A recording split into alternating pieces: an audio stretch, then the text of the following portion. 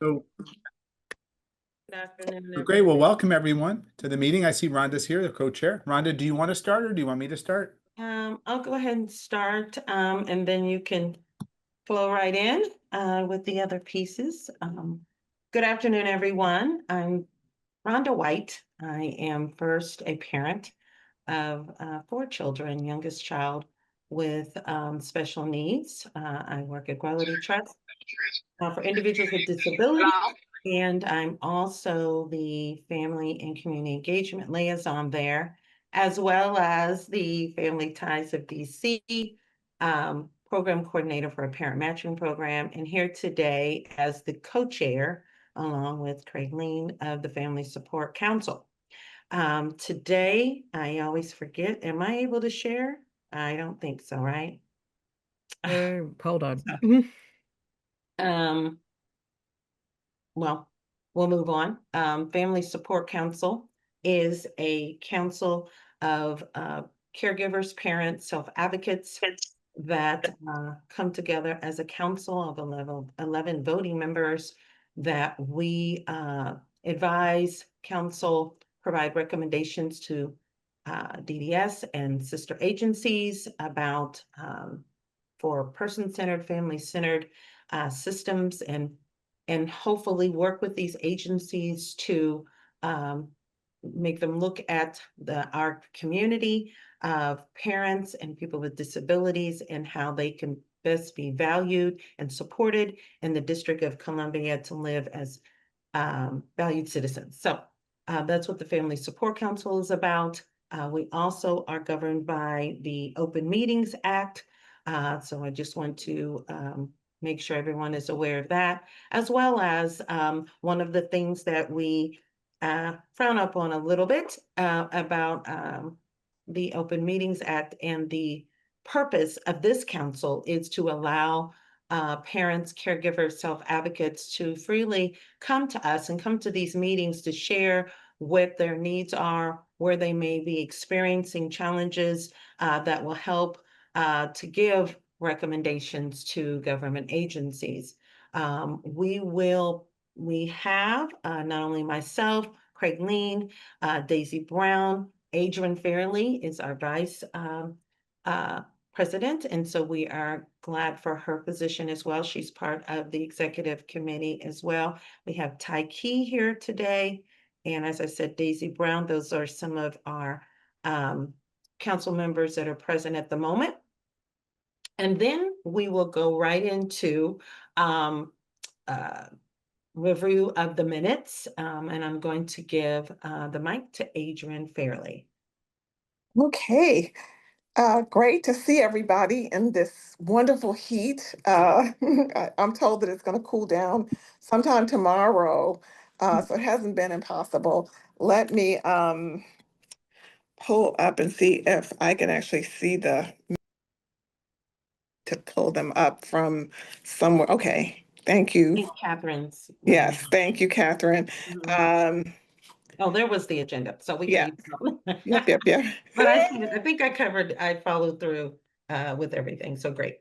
Yes, so Oh, I'm trying okay. up so that I can actually see it. Pinch to make it bigger. That's page. Okay. Oh, that's May. The Family Support Council has been exceedingly patient, just in terms of being very helpful with the minutes. So I just thank everybody again for your patience. This is it's very extensive. I'm hoping that I can go through it. And so Catherine has the control on the screen so that I can kind of just touch bases. This was refined, but just going to do a little bit of reading here. So we have both Rhonda and Craig are the co-chairs.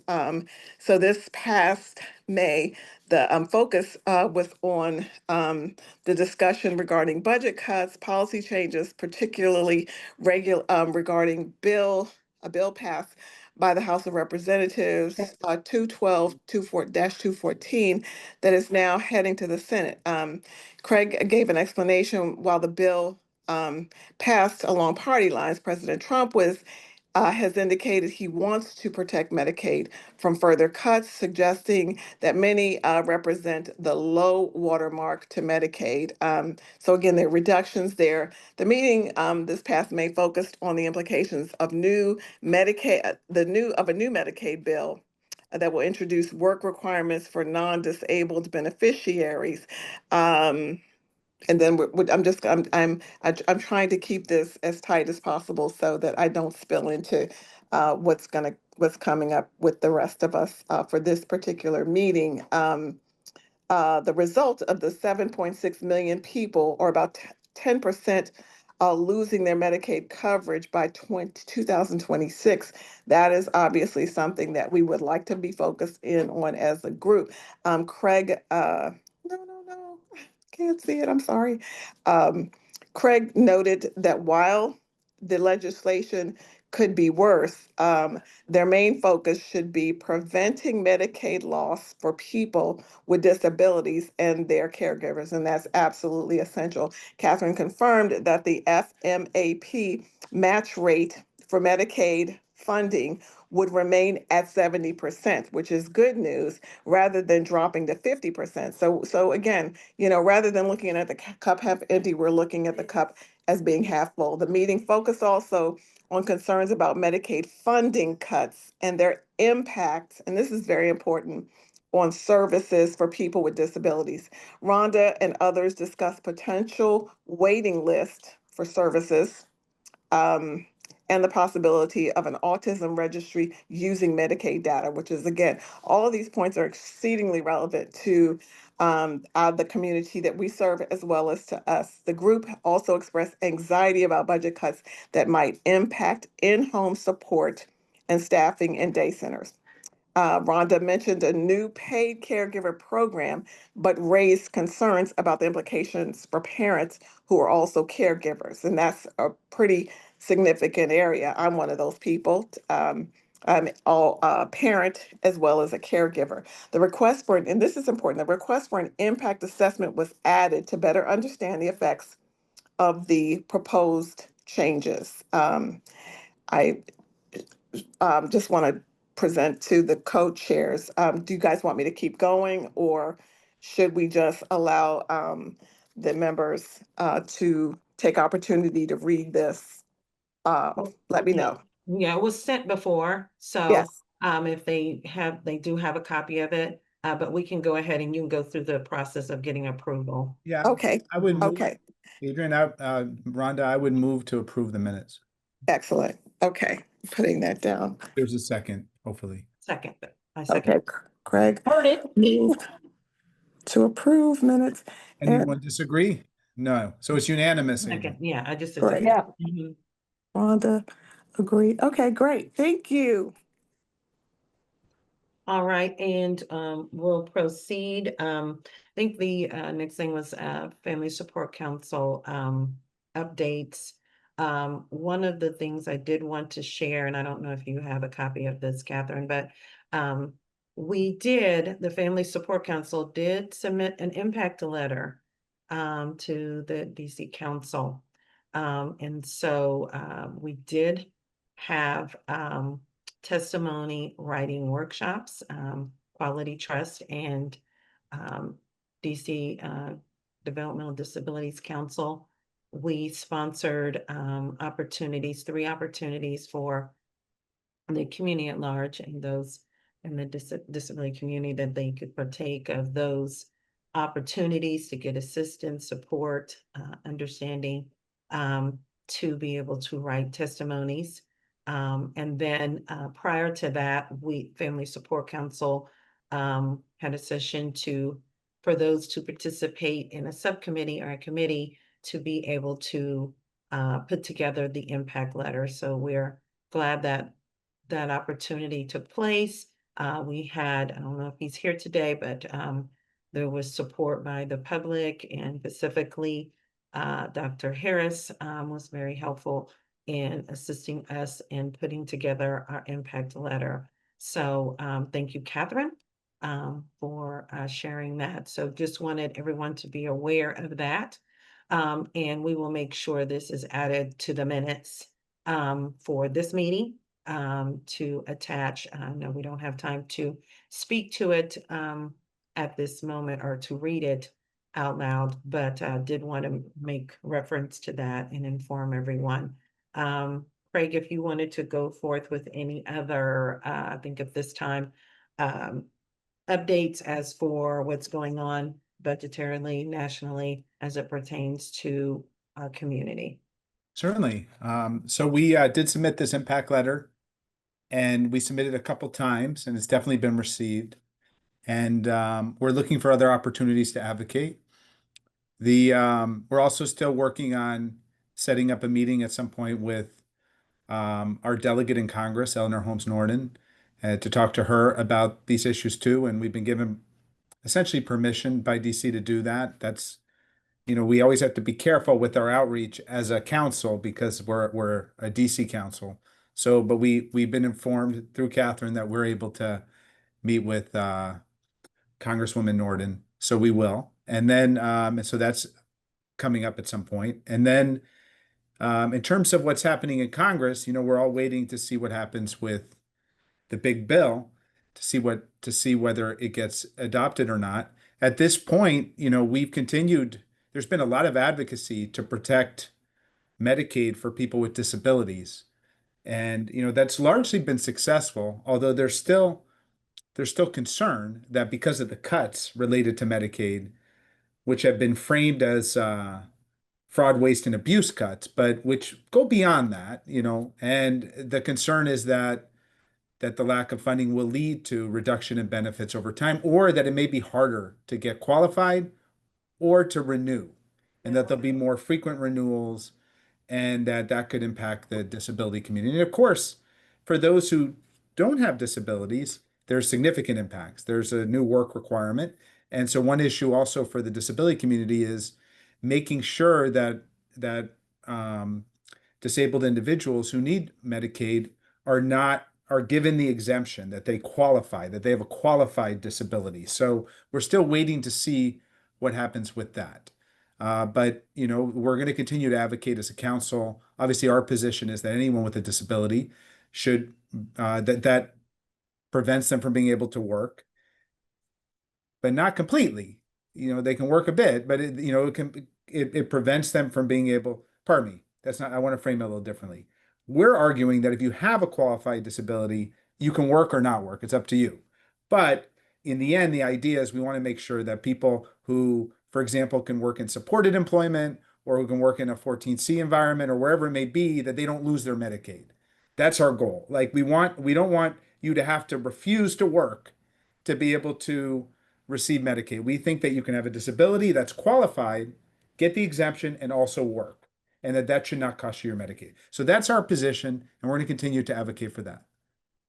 Rhonda, did I say that right? I want to make sure I reflected our view. Yes, I think you caught yourself.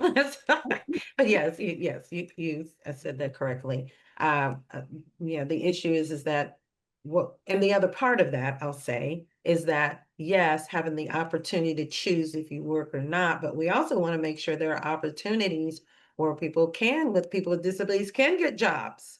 So we want to advocate as well is that the work that's done with RSA, Rehabilitation Service Administration, that they're able to work with the disability community to help them to get those jobs. So that's the other part of that too. But yes, thank you, Greg. I have a All right. question. I have a quick question. So, Mhm. the community, our community of people that have disabilities, if they choose to work, that we are advocating for them to be able to work full-time or within those parameters. I just wanted clarification on that while I'm writing. Yeah.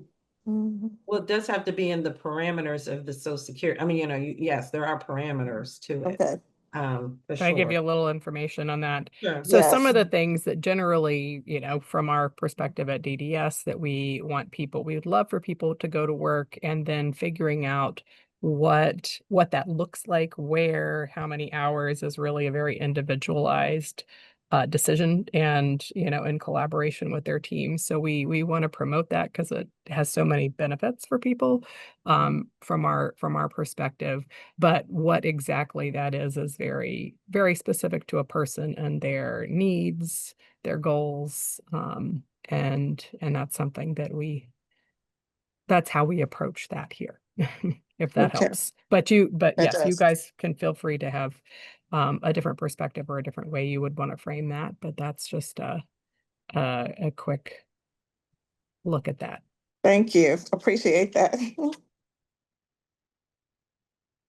All right, I think if there's not any other Family Sport Council updates at this time, we will proceed to what we have anxiously awaiting for this day for our guest. And so I will give the microphone to Craig to proceed of introducing our guest and presenters today. And thank you all for being here today. Thank you so much, Rhonda. Mhm. And I just want to check with Carl and with I see Kelly O'Meara's here, and also there's Melanie. I just want to make sure that you have everyone on, because I know we told you it would be 1:30. Is everyone ready, or do you want us to wait? We could do something else for 10 minutes. It's good? Okay. So I just want to I just want to give a brief introduction before introducing an introduction to the introduction of our guests, which is that the DC Family Support Council, as Rhonda so eloquently said earlier, is committed to advising uh, divisions, departments of DC government on disability inclusion, disability rights related to our constituents, people with intellectual and developmental disabilities and their families and caregivers.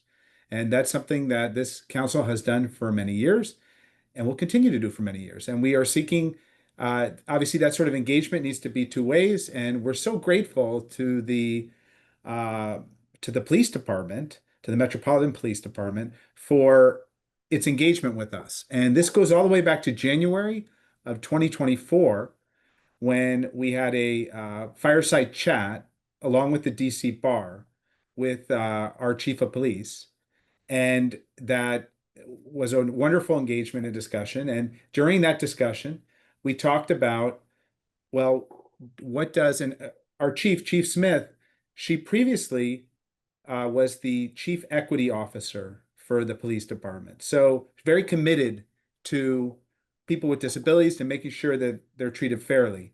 And she said this right away during our fireside chat. So we were talking a little bit because it was focused on mental health and neurodiversity. And she said that that's a strong commitment of hers, and that even though they don't have a neurodiversity policy at that time, that they were going to develop one, and that they were going to update their mental health policy, and that they have been doing training related to neurodiversity and mental health, and that they take that very seriously, and that she made that commitment to all of us. So that started this engagement we've had with the police department now for a year and a half, where we've gone on site to the communication center, where we've had a couple of conversations, where we've provided ideas, where we've sent over recommendations.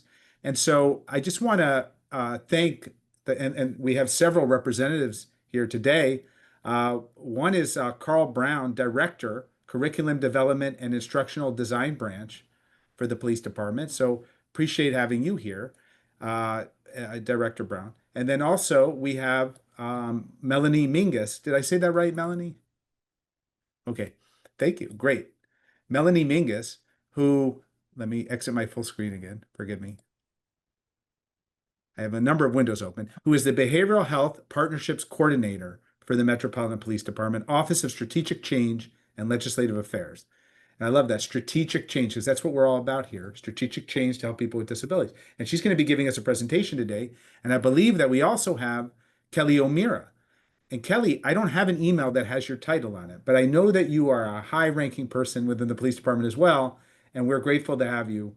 And please, each of you, introduce yourself. Kelly, Carl, and Melanie have all been extraordinarily gracious and interacting with us and indicating that they want to talk to us and that they care about what we're doing. So we're really grateful to have them. They're going to present, and then we can give feedback, and we're going to continue this partnership and we're going to be giving feedback and maybe even be involved in the curriculum development process. We're going to go to a training at some point. We're going to continue this engagement for years.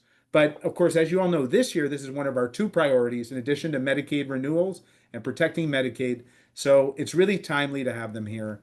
So grateful to have you here. The police department is our partner, and we want to make sure that the police department does so much for all of us, and we're very grateful to the police department, and we want to make sure that they do even more for people with disabilities, that we can help them do that. We want to be a partner. So with that, I turn it over to Melanie. Melanie, are you going to be going first? I turn over to Melanie. Sure. Can you hear me? Yes. Okay, just want to make sure. I've been having issues with my computer, so I'm on my cell phone audio. And Kelly, I do see that you're on camera. I'm not sure if you are available to speak, so I can start first. I'll just introduce myself. I'm Melanie Mingus. I'm a licensed professional counselor, and I was previously with DBH before joining MPD in this particular role under Kelly. Kelly is our executive director and very passionate about strengthening our response to individuals that have behavioral health crisis within our communities. And so part of my role was to come on and to really look at how we could strengthen that and be part of creating different initiatives, of which our co-response program is one of the initiatives that we were working on that I will go into more detail on as well. And I know Carl's here with MPA, so we can probably have him introduce himself as well. But Kelly, if you are ready, please Melanie, feel free to jump may in. I say something? Kelly, you're the executive director. So, wow, we're grateful to have you here. Forgive me, Madam Executive Director. Thank you for being here. And No we look apologies forward to necessary. and we really appreciate it. Wow. Thank you to the police department for bringing so many high-ranking people to talk to us today. We're very grateful. Melanie, why don't you take it away with your presentation first? Sure. Craig, did you want to have Carl introduce himself at all, or just Sure. jump right in? Carl was going to come in the future, but then he saw that you two were speaking and he said, I want to join today too. We're doing more with Carl in the future as well. Carl, do you want to say a few words? Yeah, how you doing? My name's Carl. My branch is responsible for writing the training curriculum for sworn officers. And I'm not really going to participate very much. I just observe, and Kelly or Melanie have any questions, I'll be here to answer them. But it's my branch that's actually going to write the curriculum. I'm looking forward to working with you all in the future. And if I may, cool. I should give a little background about myself. I used to be on the legal committee for the Miami-Dade Chiefs of Police, and I was a police legal advisor for the city of Coral Gables. And I used to represent police officers in the police department for Miami-Dade County. I was the chief of federal litigation, and then I was city attorney. And as part of that, for Coral Gables, I was a police legal advisor. I've worked for years on the interaction of the police with people with disabilities. It's something I care deeply about. And so it's very special for me to have you all here today. Thank you. Well, first and foremost, again, thank you so much for inviting us, MPD, of course, to the group here. We're really excited to share a bit of information about our co-response team. So again, I appreciate that. I just to forewarn you, my presentation's on a different screen. So if I'm looking over, that's essentially what I'm looking at, but I'm going to go ahead and share my screen to start.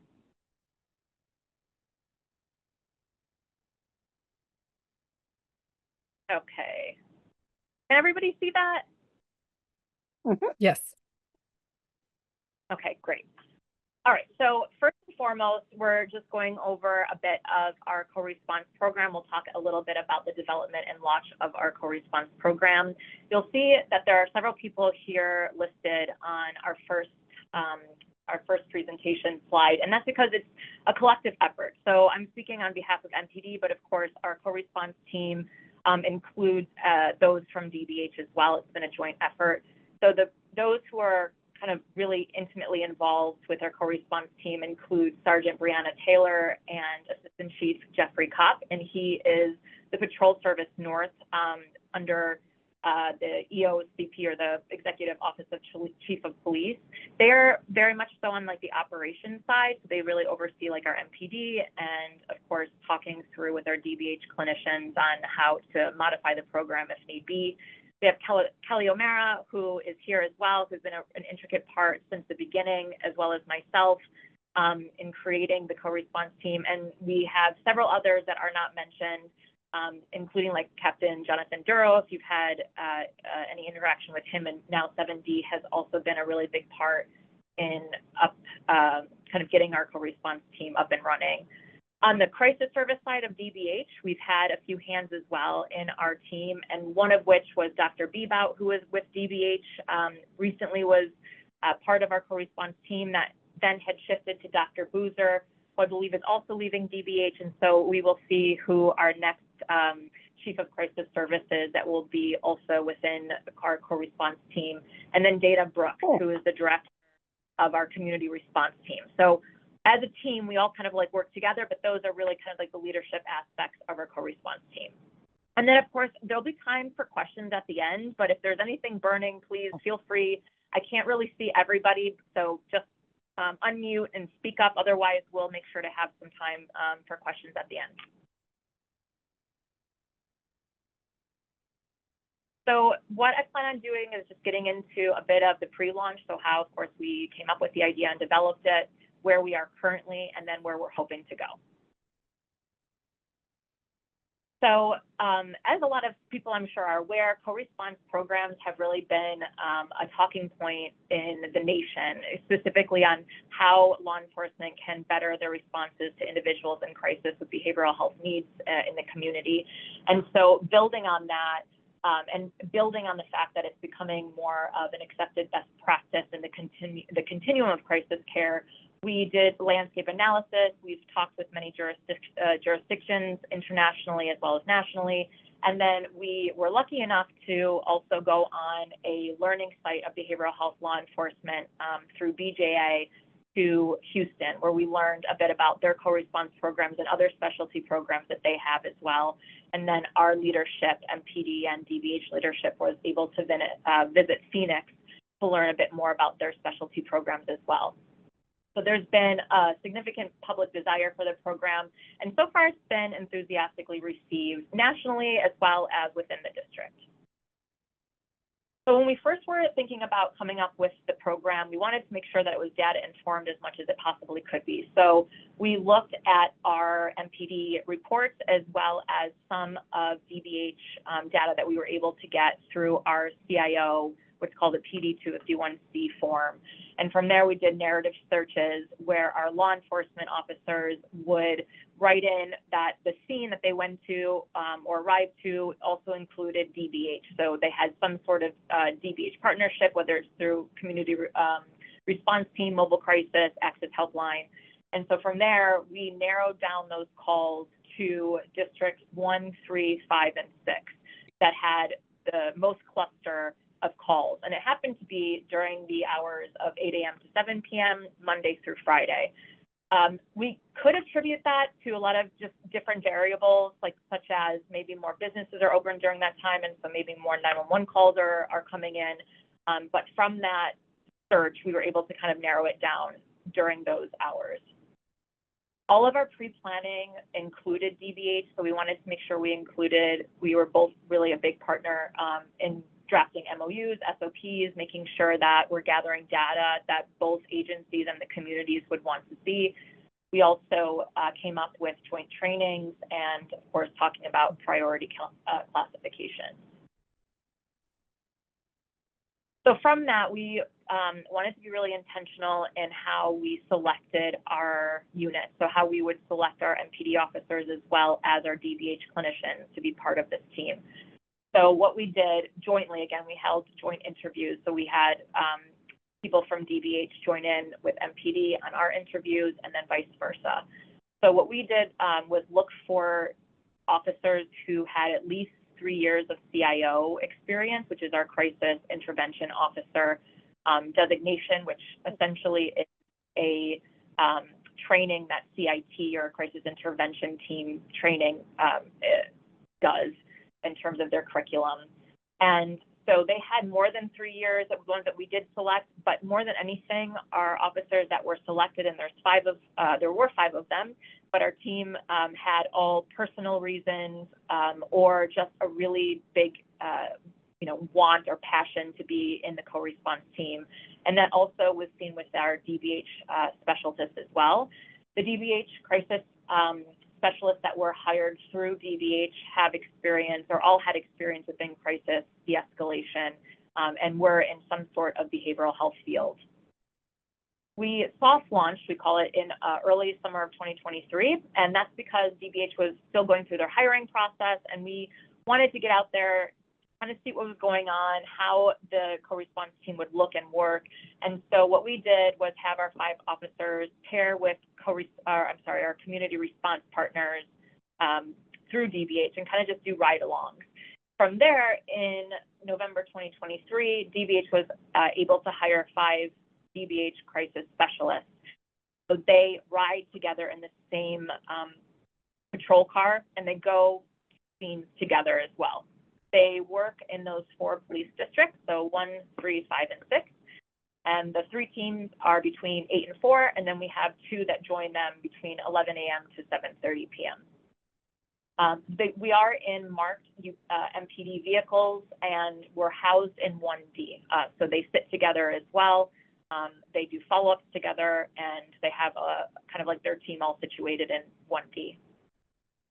That's a picture of them on the screen. That's our group of our original co-response team. So there are 2 that have since had to leave DBH for one reason or another, and so they are looking to rehire for those positions as well. And I believe one of our officers was promoted, and so we are looking to obviously get our team back up. But at this point, 5 teams is where our core response team is. Just some data to kind of give you a perspective of what we're doing for our calls. So we've received about, since launch, so June 2023 to the beginning of January 2025, we've had at least 2,900 calls for service. So they had some sort of behavioral health nexus and required a police response. So there is an initiative in the district that is our 911 diversion, and those are calls that come in to 911 that are behavioral health, perhaps lower level, and can be diverted to DBH particularly. If for whatever reason they're unable to divert, or if there needs to be a law enforcement response, it can go to one of our co-response teams. So we've had 2,900 calls for service, of which 1,500 of those calls were unique individual encounters. We've resolved almost half of the calls that we go to on scene, meaning that we give them resources or left to self-care, connected to a CSA or a core service agency. And then of those that are not resolved on scene, about 47% will end up in a hospitalization. So that could include an involuntary hospitalization or a voluntary hospitalization. And then about 4% have led to an arrest. One thing to note on the arrest is with our evaluation, we have a data evaluation team that was able to look at our data. They had found that the probability of an arrest happening are actually cut in half when a core unit is dispatched to a mental health related call in comparison to a similar call by a regular patrol officer. So we're happy to hear, of course, that particular outcome. And then we do also respond to our barricades. So if there's a mental health component, we can be called to our emergency response team to assist with giving behavioral health related data or collateral data to assist in negotiations or to help that particular consumer. Excuse me.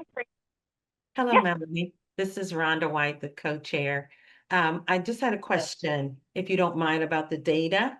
Thank you for breaking this all down. I was wondering, within these response outcomes, where do those types of responses go or categorize within your breakdown? Those calls for maybe someone eloping, those types of things, where are you classing? Because it's not necessarily behavioral health per se, you know what I'm saying? But I'm just curious of where you might put those types of circumstances or situations that might happen. Mm-hmm.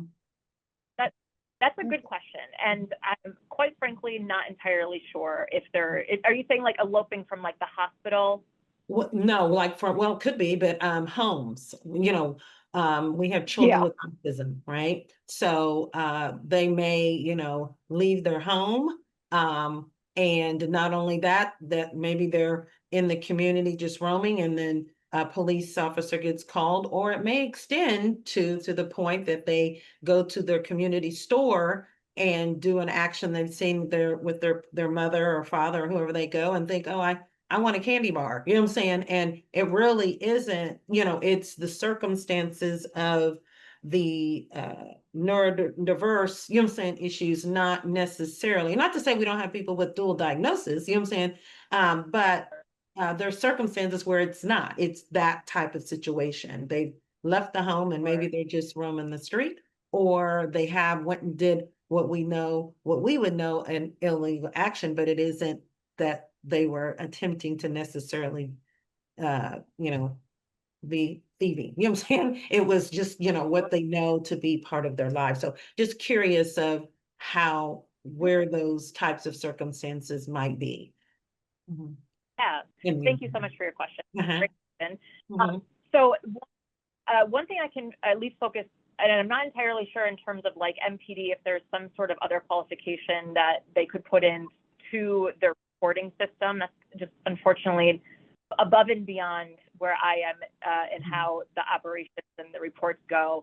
In our core data, we don't technically go into those nuanced details. So if it was an elopement and our officer did respond and in terms of DBH and their classification of behavioral health nexus, it would go into a resolved on scene, which would be they either were brought back to the home, they were left in self-care, left with the family. There wasn't like a formal outcome in the sense of a transportation somewhere or an arrest.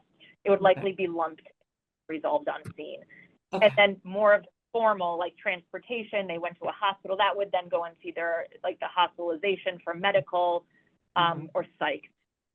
Okay. Now, I know it's kind of like moving forward as we are doing our data, we are, and we'll get into that a little bit in terms of where we're going.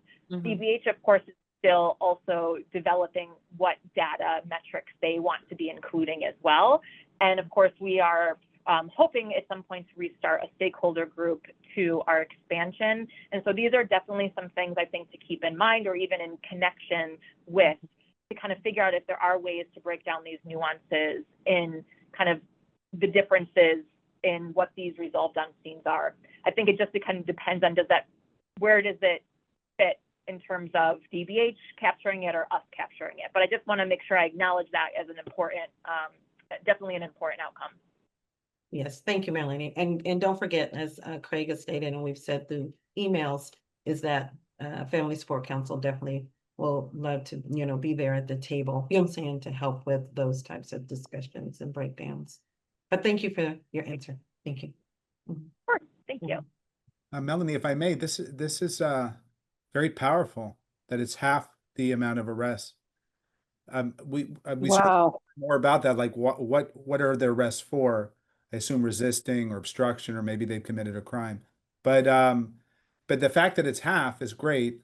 What can be done so that COR is more prevalent, so they're using it all the time? Or are they using it all the time now? I know that this is between May 22nd and June 30th. And then I also wanted to just, before you answer, I also wanted to recognize Sebastian Weinman, who has joined us. Sebastian is Council Member Louis George's Chief of Staff. We're very happy to have him here today. He's going to be the next part of the meeting, but he's here, and I wanted you to know that he's listening too. This is a big day for the Family Support Council. Thank you. We're making an impact. So I think there's please another continue. question. Shani has a question. Shani, can you unmute yourself? Sure. I just want to ask a question in relation to the data. Looking at this data, one would assume that MPD showed up 100% for the request of an incident. Is that correct? So we've received, I don't know the percentage of it, but essentially we've had 1,500 unique interactions, meaning those were the ones that we actually saw somebody, and obviously a unique individual. So there are calls that we get that we are unable to respond to, if we are already on a higher priority call, or if it's in a different district that we aren't exactly servicing. So kind of similar to Craig's question, core is only 5 teams, and obviously we have only one team in the different districts during a certain amount of time, and so we can't actually go to all behavioral health related calls, but we do have CIOs also that can be called upon for other behavioral health related calls, and often do if core is unavailable. Yeah, and I would note, Melanie, I think of the ones that core does not respond to, sometimes, or rather they're not counted in the unique interactions. That can include calls where they realize there isn't a behavioral health nexus, or calls where they show up and the subject is not found or the caller is not found. So that is also included, or rather excluded from the unique interactions, so that the unique interactions is really capturing when they have had contact and interacted with an individual with chronic or crisis behavioral health needs. So that means that there is a small percentage that the crisis team does not go out to, correct? And if I may ask, does that also mean that the regular MPD don't go out either? So if there's just Oh, five yeah. teams, No, if there's just 5 teams in a city as big as the district, one can assume that there is a small percentage of calls where services never arrive. so that's not what we're saying at all, because this is the core team is sort of on top of the patrol services. So we have, you know, like 1,500 officers, 1,800 officers. So in patrol responding to calls for service. The core team, which is just 5 officers, are operating right now in 4 districts, and they are augmenting the regular patrol services. So they would be showing up if we're not going to be there, then patrol would be there. Does that answer your question? No, I'm trying to just get a accurate capture of the data. In layman terms, what percentage of calls never receive service? So excluding those that might fit into unique interactions, meaning those that they arrived and there was no crisis, right? Those that someone might have eloped and came back.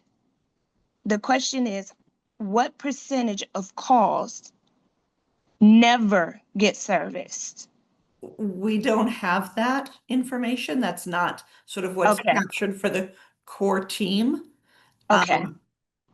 Yeah, and hopefully there are, as I said, core team is sort of the secondary response. And so the primary response would be for patrol. Okay. I have a clarifying Now, question for you, just- Shawnee, if you don't mind. Are Okay. you thinking about the people that they never find? Like if somebody's dispatched and then they don't find whoever it was, the caller, are you thinking of those people, or are you thinking the ones that may have had a behavioral health need, but due to Both. capacity? Both. So the Okay, just people, checking. yeah, both. It can be a combination of both, as well as people or families or individuals that called that requested and no one shows. So if no one shows, here's the double question to this, or the double whammy. If no one shows from the core team, that leaves that incident to be resolved by MPD, which could possibly result in either arrest, or I would say if it's a child, maybe one of those crisis response teams. So I'm just trying to figure out honestly where the gaps are, so this collaboration can be very impactful to fill those gaps. And I've had personal experience with reaching out and services not arriving. So I just want to bring awareness that there is a small percentage where services never show up and the issue is not resolved that day, sometimes the next day, and it requires more extensive advocacy. I'm so So, sorry to hear that yeah, you've had calls for service and no one has responded. So those are going to be, all our calls go to the Office of Unified Communication. yes, I don't know if they have data on calls that are not responded to. We should never have a a critical call that are not responded to at all. That's not I agree. acceptable for us. Um, I mean, and I'm speaking for the department as a whole, not Mhm. in terms of the core team, because the core team is limited. And so, but MPD should always be responding. So deeply apologize that you have had that experience, and I'd be happy to follow up with you to continue the conversation later and see if I can get some information on Great. I the appreciate calls of that. concern. Absolutely. And then Thank you. hopefully I'll make sure Craig has all my contact information so that can be shared. Awesome. Thanks so much. You're welcome. Thank you for highlighting that. Yes, thank you. I'm so glad that that was brought up, and we will follow up on that. And let me have Melanie, if you'd like Melanie to finish your presentation, and then we'll ask additional questions then. Yeah, no problem. Great questions. So kind of just jumping back in is the training portion of our co-response teams, kind of speaking of them specifically. When we were training or getting this together with DBH, one of the biggest highlights that we wanted to do was focus on training to make sure that this was a specialty unit and had a lot more advanced training so that they can go to more complex calls. So the kind of basic training, if you will, that we started with obviously was our CIO. All of our officers were CIO, but we had our DBH partners also go through the CIO and mental health first aid training as well. Our MPD officers went through what's called a DBH agent training, which is what DBH gives to their DBH individuals that can write FD12. So they were able to kind of understand DBH policies and procedures. And then we did an MPD 101, which helped our DBH partners kind of understand the nuances of working within law enforcement as well. And we created an advanced CIO course, which really kind of went more into the CIT curriculum in a bit more detailed and focused on like clinical assessments, really trauma-informed responses, and handling more complex mental health situations. That was given by DBH and also myself and Captain Duro at the time. One of our biggest training that we had done is called our co-responsive intensive training, and that was done by a college called William James College, the Center for Crisis Response and Behavioral Health. It's a unique program, and it's in Massachusetts. Essentially, the individual that created this certificate kind of graduate program within their college created a co-response, or Massachusetts' first co-response program, well over 20 years ago. And with that, brought her knowledge into the college and created a curriculum that would help Boston and Massachusetts police do a co-response program. So in Massachusetts, it's mandated that all of their co-response officers and clinicians go through their graduate training. We were able, with DBH funding it, we're able to get them as consultants to come down to DC and provide a 40-hour, 5-day seminar for our co-response program. And they focused on enhanced communication skills. They were trained in motivational interviewing. And then I listed just kind of some of the other training that was involved in that, particularly with special populations when it comes to, well, hoarding, elders, veterans, and responding to individuals with IDD, which of course is of interest to this group. We also were able to get our DBH partners to attend our ICAT training. And that, of course, is more law enforcement fueled, but really goes into critical incidences. Those with, I think there was a scenario with an individual with autism, those with behavioral health, and kind of understand how to de-escalate those, particularly if they have a weapon. Just to focus on that portion within the 40-hour crisis continuum training that William James gave, William James College had visiting scholars, Dr. Gulati and Dr. Murphy, who are actually from, I don't know the exact university, but it's a university in Ireland, and they are focused in on IDD, whether in practice or in research. And so they provided training on identification and effective responses to individuals with intellectual disabilities or autism spectrum disorders, and specifically those in crisis. So they really focused on understanding like legal and policy issues. They did recognizing when a suspect might have an intellectual disability, providing information to the individual, how to improve your communication skills, especially in crisis situations, and then how to support that individual, whether they need additional resources. And so that was part of the training that was given to our core officers and DBH clinicians at the time. We kind of went over most of this, so I will kind of just do a brief understanding. Right now, we, in addition to regular outside in our districts, we also respond to individuals that have been referred to us specifically because of repeated contact, let's say to the mayor or the chief.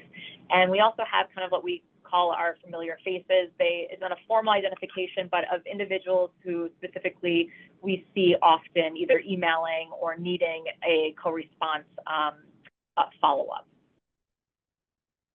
Feedback we've received from the community, a lot of anecdotal data obviously shows there's been a really good success and positive outcomes with our program, particularly focused on partnerships and community. So I did kind of like a word cloud and put all of the kudos that we received to see kind of what was gathered. And one of the biggest things, of course, was community de-escalation and commitment. We do find that to be part of our co-response team really being committed into our community within DC and how to get best practices there.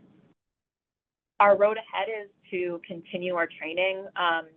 We have a situational awareness training that's hopefully going to be scheduled or currently being scheduled with DBH and our MPD team that will focus on simulations and scenario-based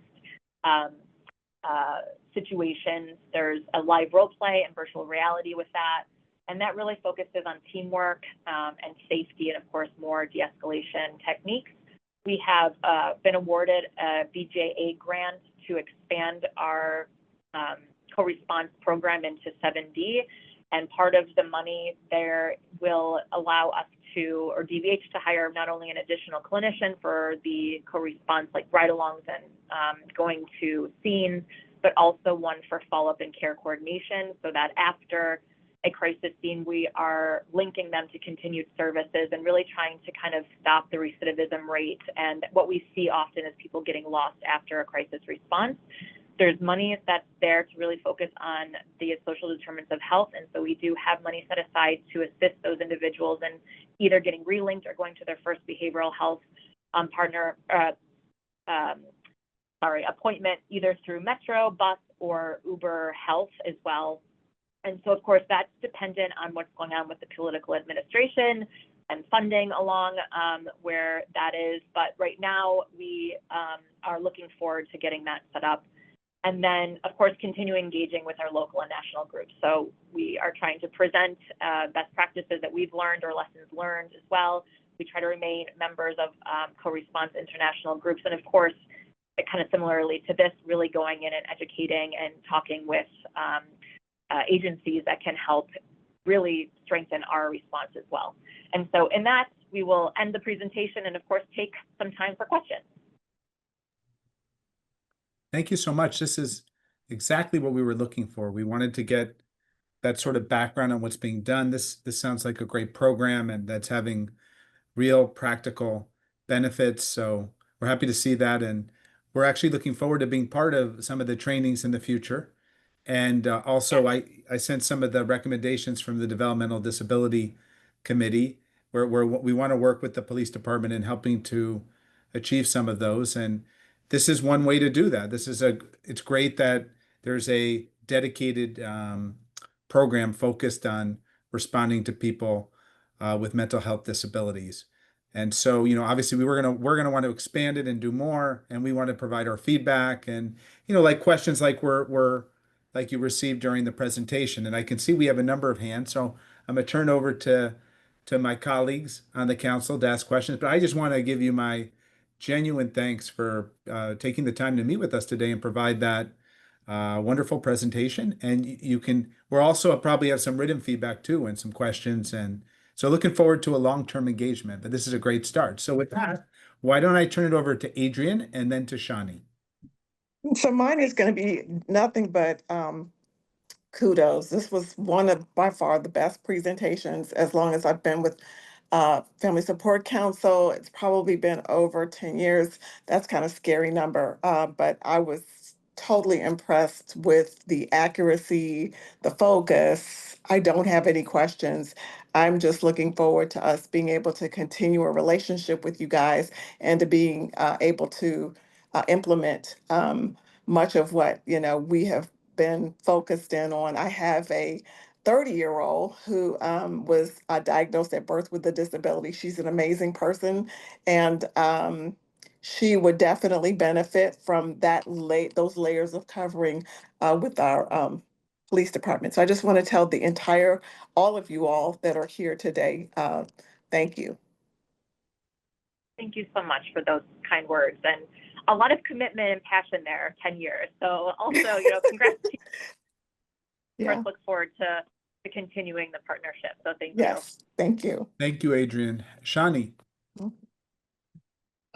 Thank you. Melanie, this presentation, honestly, it was clear, informative, easy to understand, and engaging. So again, thank you for that presentation. I just have one idea, actually. Since the core team, and I understand, this is a very new team, but since the core team only has 5 individuals at this time, I'm wondering if there would be an opportunity for the core team to be an option for the internship that's required at DBH under the peer specialist program. Good idea. That's a really good. I of course can't answer for DBH, Yes, but definitely. that's still something for them to consider. And particularly, I don't know if you've been in contact with Dana Brooks, but that would be. And of course, I can follow up with your contact information potentially to talk a little bit about that. Okay, great. That was it. I just had a suggestion and a thank you for that presentation. Thank you all. Of course. Thank you. Now I see Daisy raising her hand. Daisy? Yes, I was wondering, in the last couple of weeks, with all the events that have happened here and all of the odd situations that occurred during, say, the 250th anniversary of the Army, which I have nothing against the Army, but there were some odd situations that happened with that. And there have been a couple of other unique individuals that have come to town and they want to express themselves. And some of them went a little bit they went off script, I guess. I'm wondering, were you all involved with any of the trying to calm those situations down? In particular, I'm thinking about someone who decided to drive across the mall, that one. And then, of course, there were a couple of skirmishes that under normal circumstances, the police should be able to handle them. But there were some really unique things that I was seeing on the news every day. And I'm just wondering, were you all or crisis management involved in trying to contain any of those situations that happened? Because it was all over the news. I'm a daughter of the district. I've been here 65 years, and I've never seen anybody drive over the mall. Just to think that in those terms, there's something different about that person. Yeah. But, and it was unique situations, and it was broadcast on TV, not just here, but everywhere. And Yeah. I'm hoping that in the future, and I'm glad there is an infancy to this that can do nothing but grow up and learn from the situations that you come across. I applaud everything that you all discussed so far. I'm just hoping that there's kind of not necessarily an immediate solution to it, but put it on your radar. If it happened once, it can happen again, that kind of thing. So that's all I have to say on it. But thank you for listening. Thank you for that question. And here it's a good segue into some of the things that I was going to say to the group. And thank you all so much, both for what you are doing for the families, for individuals, and for the district. It is just a tremendous contribution, and we really value our opportunity to partner with you and to learn from you and everything that you know. I don't know if, well, to answer your question specifically, the person driving on the mall, we were not, that was handled by Park Police. You know, the mall is their area, and so they Okay. handled it before we ever got there. But yes, I saw that video as well, and I mean, the people on the mall were rightfully, understandably frightened. Yeah, And so, yeah. but we are certainly partner with our federal agencies in planning for such an event. They were sort of the primary law enforcement agencies. It was not MPD for handling the parade and the festival, Okay. particularly because they were focused on the mall and Pennsylvania Avenue. But we were certainly working in partnership to make sure that our residents and the city and all of our visitors were safe. So that's it. That is definitely our role, is to make sure that in any event, the interests of the district are represented, which is, we think is very important, you know.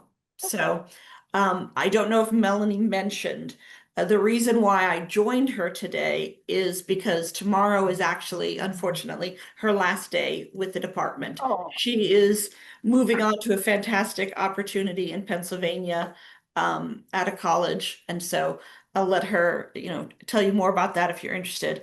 But I would just like to say I was fortunate enough to hire her 3 years ago, and she's done great things with the department and has been just a fabulous asset. I'm also happy to say, though, that even with the budget challenges, the chief and the mayor recognize what a value her role is. And so the position has been posted so that I can try to fill it as soon as possible to, you know, continue the progress that we've made. And we have made a lot of progress. One of the things that Chief Conti helped put in place before he left was we had a 2-year training cycle, 22 and 2023, where DBH staff were training all of our members in either, we made sure everyone had either the CIO training, which I don't know if she mentioned what that is. It's the Crisis Intervention Officers. And so they're all volunteers. They have 40 hours of training by DBH, and then sort of continued partnership with DBH. And of course, all the resources at MPD. And so we have about 1,000 officers who are CIO officers, which is really a very strong program. You know, it's both in patrol and then a lot of our specialized units, for instance, you know, the core team certainly, but our special liaison branch, our special operation divisions, our school safety division, all of those members are, we have it as one of the requirements for service in those specialized units that they have the CIO training, which I think is it's very unique. And so I think we're proud of being able to ensure that we can provide that level of service for the district. So I did want to also just highlight one of the things that we've learned in as we started researching all of this. I feel very passionate about these issues. My work on it had started, you know, before Melanie joined us, but she's really been able to bring it forward. One, because of her credentials. Two, because it's only part of my job is working on this. But what we recognized in looking at some of the jurisdictions that have, you know, very strong programs is the need to have sort of layers of response. And so that is one of the things we're making sure we have. So we have all of our members have at least 20 hours of training on behavioral health issues. The others, the CIOs, have 40 hours or more training on these issues. And then we have the co-response team. So we're looking at, is this what we need? What else might we need? In addition, the district has been working on programs such as the Office of Unified Communications, working with DBH to some phone calls that come in. They don't even need to dispatch to MPD or Fire and EMS. They dispatch directly to DBH for handling. If they're certain there's no risk to either the individual or the community, if they transfer that call. So we're looking at different layers of approaches to ensure that our service is the best that it can be. I'm in particular looking forward to working with you. My role in the department is really, I'm sure you've experienced working with different agencies where they accept a good idea, but they don't know how to put it into practice. And that's, something that all large organizations have to contend with. So we try to make sure that when we want to make a change, we are approaching it at all levels, ensuring that our members have the training, ensuring our policies, if policies are needed, are also modified, ensuring our supervisors know what to look for, and then continuing other methods of communication with the department. And so we want to make sure that's how I created my office about 15 years ago, I think. Be really strategic about making sure that when we're committed to something, we can make sure it happens. So that's where I can partner with you, hear your ideas, talk about what possible next steps we can take, and then bring it back and see how we can implement it. So thank you again for the opportunity, and my contact information is in the chat, and I look forward to hearing from you.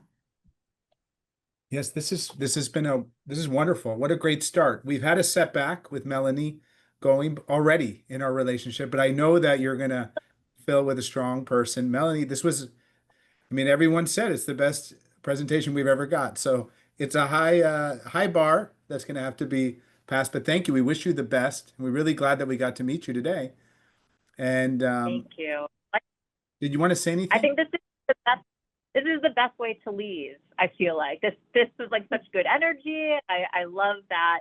I'm so glad, of course, Kelly was able to join to continue. That was a really, I think, great way to, even after my departure, to kind of like know that the partnership and the coordination will, of course, continue. And I have nothing but high expectations for the next person that comes into this position. And I just really appreciate you guys reaching out and including us in the discussion. And I of course, look to see what continues on in the district as I move into academia. But I have learned a lot, and I will take a lot of our lessons learned with me to the next generation of counselors. And of course, with our advocacies and these groups really kind of hitting the passion of why I've chosen this field. So thank you. Thank you. And I did want to say, if I could just say one thing at the end, one of the reasons why I got involved in this area with the Family Support Council was because, my daughter's autistic. She's profoundly autistic. She has an intellectual and developmental disability. She's doing very well now with the bus and getting to school, but there was a time when she was having a very hard time with transitions on the bus. And she wasn't aggressive or anything, but she just wouldn't move. So she would just sit there, and she needed like 10 or 15 minutes sometimes to go from one place to another. So this happened. And of course, we had a caregiver from Medicaid who helped and would meet her at the bus. And sometimes we would have to be there to meet her to help her get off. But I remember one time she was doing better. And so the caregiver was doing it. And then she didn't get off the bus one day. And it was taking several, we ended up getting 8 minutes in the IEP, but it took some time. And I remember the bus driver said, or the aide said, "Oh, well, if she doesn't get off the bus sooner, we're going to call the police." I remember she said that. And I remember when she said that, I said, "Well, why would you do that? I don't understand why you'd call the police. Why wouldn't you call fire rescue or call the school or call us? Why the police? Because what are they gonna do? They're gonna order her off the bus and she won't. I don't, but will they arrest her? What are you, planning for them to do because she hasn't committed a crime. She doesn't have the mens rea. She needs time to transition. So I'm pleased to hear though that if they had called, they ended up saying they apologized and they said no, we'd call fire rescue, or we would do something. It wouldn't be to get her arrested. But I remember, I'm so glad that you have a committed team that would have, if they had responded, would not have arrested her, but would have worked with her to get her off the bus and getting us there. And so I'm so pleased to hear that. And that's already halfway to what we want. That everything you're doing a lot of great things. We're going to want to do double, and then hopefully we can help you advocating to get more. That's our goal. And we love that, Kelly, that you're strategic change. That's what we want. We want to help. That's our goal. We're advocates. We all have loved ones who have intellectual and developmental disabilities. We want to help. We're always going to ask for more, but we will be reasonable, and we have a lot of ideas. So the more you can involve us, we can really help, and we can lobby and advocate, and we can help you get what you need. We just wanted to say that, and we're so grateful for you being here today. Rhonda, did you want to say any final words before we closed out? No, I just, again, ditto to everything that everyone said. I did say in the chat, wishing you well, Melanie, in your new endeavors. So, and thank you for the presentation. One of the things I want to say, and Carl probably could relate to this, but it is important when you have presentations to your audience, and the simpler, the better. You know what I'm saying? A lot of times. And so it looked like you got the memo, Melanie. Sometimes it's simple, it's better, you know what I'm saying? And sometimes all the extra fluff around it is not necessary. Just state the facts, right? And it's clear and the font's right. And I mean, all of those things. And I know I could go on, and you also have to make sure it's readable if someone needs it to, but all those things, and so therefore, for me, it reflected you all's commitment, you know what I'm saying? Your understanding of what is necessary to communicate, because really, with those with neurodiverse disabilities or needs, that's the part of it. It's communicating. It was communicating with Craig's daughter, knowing how to communicate. It's not that someone needed to be arrested or come in and escalate the situation, that now it is something that's become violent and it didn't need to be. So glad to Right. hear your input and your commitment to our community. So thank you so very much. And we look forward to continued conversations, us being at the table where necessary to, give explanation, to give the examples of some of the things that go on. Shani was here to be able to even talk about her personal experience, and me working with families. We definitely seen some things over the years that weren't good results, right? You know what I'm saying? So that's why we're here. We want to be able to work and collaborate with you all. So thank you again. Thank you. I really appreciate the kind words, and thank you for the welcome. It definitely, I think, builds on the passion and kind of wanting to collaborate. So thank you.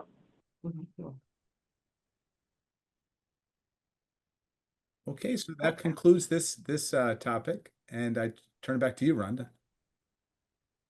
All right, thank you. And Carl, we're going to hear from you in the future. I'm looking forward to that. Yeah. But thank you for being here today. Yes, we hadn't forgot about you, Carl. But I did want to make sure that we did give some time to Sebastian.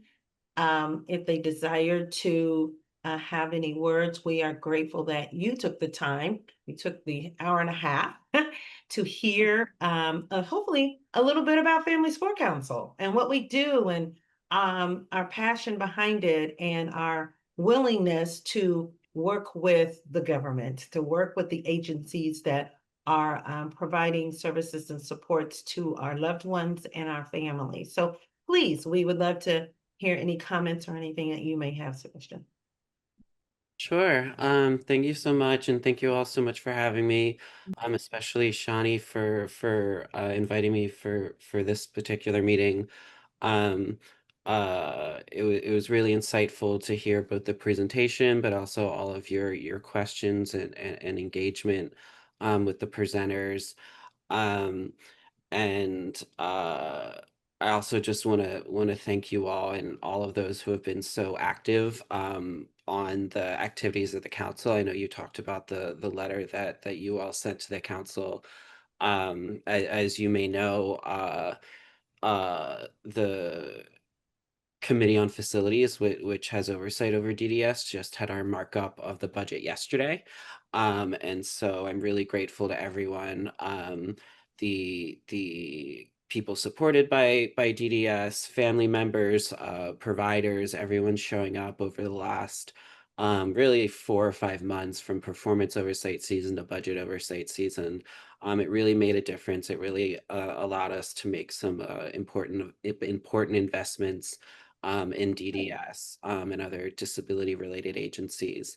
And so I'm going to put my contact information in the chat. And so if any of you have any questions about what's happening at the council, or would like us to look into a certain issue or anything, definitely the councilman and I are always more than happy to do so. And yeah, thank you all so much for having me. Thank you so much. And thank you for the update. We appreciate that. And please let her know that we are so glad that she, based on what she's done in the past and even what you said now, been very supportive of our community and our families. And we are so grateful for that. So thank you. Absolutely. I'll let her know. All right. All right, we will have our, I guess there's one question I do have for the council at large. It is summer, right? So what we were going to, if we're going to consider skipping the month of July or not for our meeting. I think everyone is pretty busy and got things going on. And then resume in August. Anyone have any input either way? Sounds like a plan. Craig, Shawnee, Tyke. Yeah, I'm all for it. I need a break. Anywhere I can get it. Yep. Exactly. All right. So So bloody. Me I love it. too. I'm definitely I'm on the move. Obviously, yeah, I love a break. So my vote is for a yes. yeah. Break. Like Thank that's you. what been Sebastian said. We all have been advocating pretty heavy the last 4 weeks and 4 months, excuse me, Exactly. in some shape or form, right? So I think Yay. we'll do a break. So I think we will skip July and resume in August. But of course, the leaders, the executive committee, we will meet, but we won't have a public meeting if that works for everybody. It sounds like it does. All right, Yay. I don't, therefore, that would be the 4th Thursday in August, which is, let me see. And we would love to see everyone back. I'm trying to see what that date is real quick, so I apologize. So everybody, we'll send invitations to the council members, but those who are guests and hopefully will be our continuing partners, right? It's 28th. August, yep. 28th, the 28th of August, that will come and Catherine be just a part flashed something of- across the screen. I'm sorry, say again. Catherine flashed something across the screen about we have 8 meetings in a year. Do you all just see that from her? It's a chat. It's just a chat. So I just double checked your bylaws to make sure Oh, that yeah. there wasn't any special change that would be, but you guys just said you were going to have 8 Yeah, and meetings, no, which I is thought about it before I Okay, that's brought fine it too. up. Okay, good deal. Because we've been So, having. and so, I understand. quick question, just in case somebody has travel plans Mhm. around that time, would it be possible, I guess, to do, get on the call regardless to where you are? Is that possible, or is that a thought, just in case? Yes, I don't have any obligation to that, as long as you're in a Okay. place where you can participate, you know what I'm saying? Okay. I don't think we've been there. By phone is fine too, just calling in. Exactly. Yeah. Just- Yeah. All That right. works. Well, thank you all. You all have a good break, summer. Yes. And we Stay will cool. resume. We will be sending Yes. emails, I'm sure, but I think a just nice break would be is due. All right, thank you And all. it's my birthday next Saturday, July the 5th. Happy birthday, Yay, Adrian! woohoo! Thank Happy you. birthday, One and more Mazel Tov, revolution around the sun. King. All Thank right, you. happy birthday. Yay. Well, I hope Wanda Mom to absolutely. 13. Yeah. I mean, it looks like it's your birthday today with that hat. I I love know, Oh and the yeah. glasses. The party's Everything. getting started Okay. now. We're Yeah. celebrating starting Enjoy. today. All right, thank you so much. Well, you have a Thank you fabulous guys. birthday, Adrian. Okay. All All right. right. Goodbye, You guys have everyone. a good one. Be safe at Bye, school. everyone. Stay cool. Goodbye. Thank you. All right. Bye.